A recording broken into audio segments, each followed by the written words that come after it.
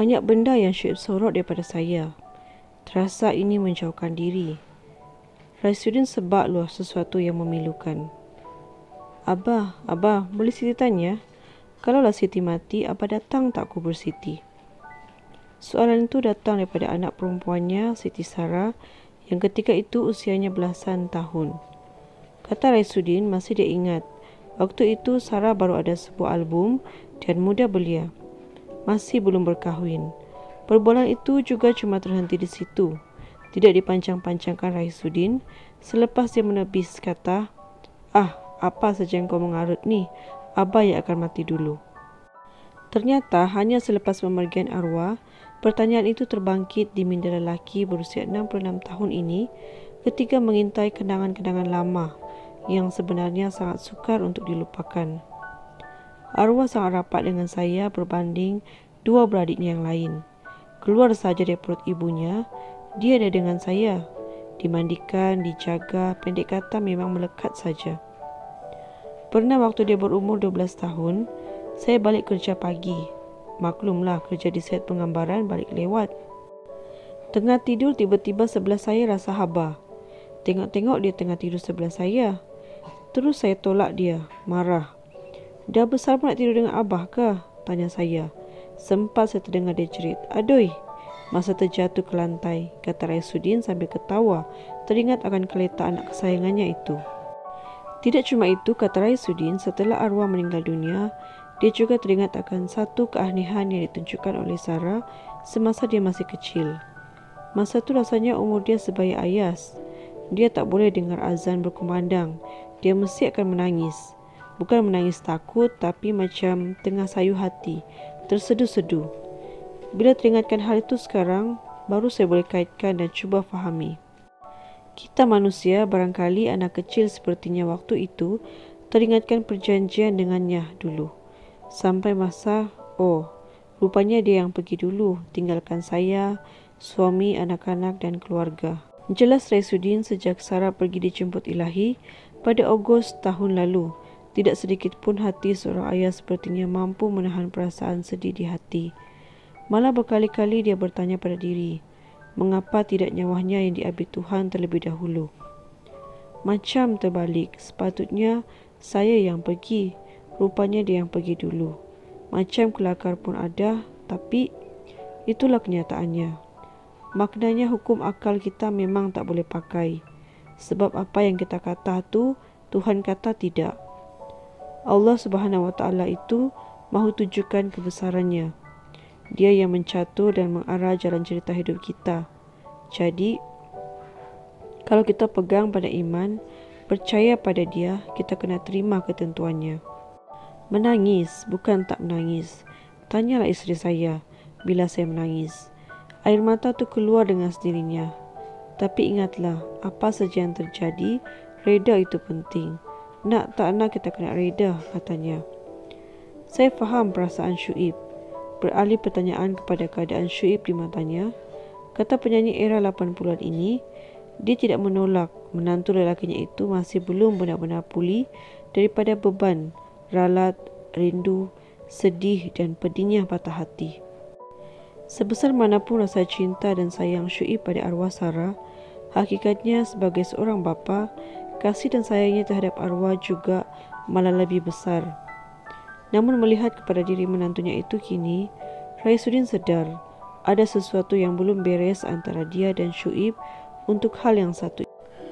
Sejak arwah meninggal, saya dengan dia masih belum duduk bersama berbual dari hati ke hati.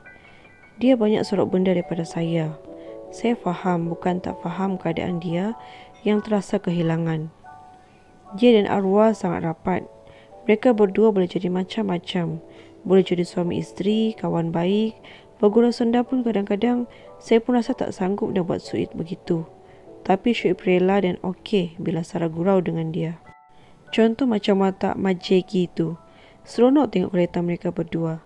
Tapi ada ketika sekarang ni saya rasa adakah saya dan keluarga masih ada bersama-sama, maka ia buat dia rasa semakin susah nak move on. Sesekali terbit pertanyaan begitu, katanya.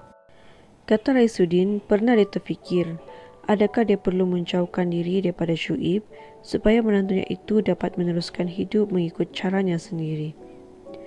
Tapi setakat ini tidaklah pula dia berbunyi. Dia lebih banyak bercerita dengan orang lain yang dia selesa. Saya tak marah, faham keadaan dia.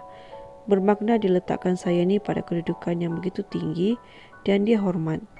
Mungkin juga dia takut saya rasa sedih sepertinya. Dia pun tahu sejarah saya dengan arwah anak macam mana. Sangat rapat.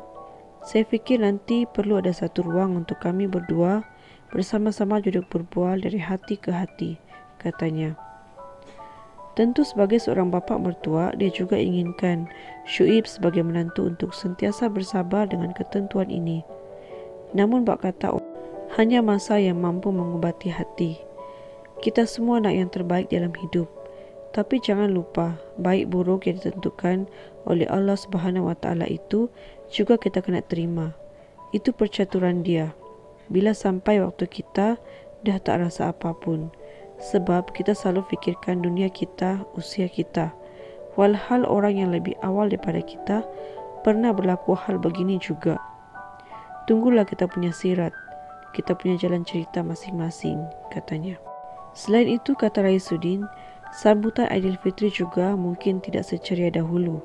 Bahkan hal itu juga telah dirasakan saban harinya bersama keluarga termasuklah Ramadan lalu. Hal ini juga diakui oleh isterinya Siti Fatimah Suberi yang selesa dipanggil Mak De oleh kalangan ahli keluarga dan rakan kenalan arwah. Puasa pun dah terasa sebab kami semua masih terasa diada. Selama ini dia umpama penyiri dalam rumah itu. Sekarang rumah jadi sunyi sangat. Bila dia pergi, dia seolah-olah telah membawa sekali seri itu. Dia harus ada. Raya kali ini pun tak tahu nak kata macam mana. Kalau di rumah, memang bab makanan, dia sangat jaga dan tidak lokek. Tak pernahlah di rumah tu terputus makanan. Kita akan cari masa sama-sama berkumpul di rumah. Memang sudah jadi kebiasaan, katanya. Bagi mereka yang mengenali arwah Sarah, pasti tahu hubungan antara penyanyi tersebut dengan Mak De bukan cuma terbatas pada gelaran ibu tiri semata-mata. Bahkan semasa hayatnya, ramai boleh nampak bahawa dia dan Sarah akrabnya umpama dua orang sahabat baik yang tak dapat dipisahkan. Arwah tahu segala rahsia saya dan saya juga tahu rahsia dia. Kami berkongsi banyak benda. Saya ini umpama hilang kawan gaduh, kawan masak saya. Bila dengan dia ada saja yang kami nak gaduhkan. Saya ni pendiam, dia pula seorang yang sangat suka bercakap dan bising. Saya rindu sangat dengan arwah, sungguh tak tergambar perasaan rindu ni bagaimana. Kadang-kadang teringat kata-kata dia, keleta dia, gerak-gerik dia, semuanya, katanya. Maklum Mak De, ada kalanya jika rindu datang menjelma, dia akan menatap wajah anak pertama Sarah dan Syuib, Uwais Al-Karni, yang kini berusia 11 tahun. Uwais sangat mewarisi wajah arwah Siti Sarah. Malah bentuk tangan dan kukunya juga saling tak tumpah dengan arwah. Kalau saya rindu, saya tengok Uwais dan pegang tangan dia. Memang sama, katanya.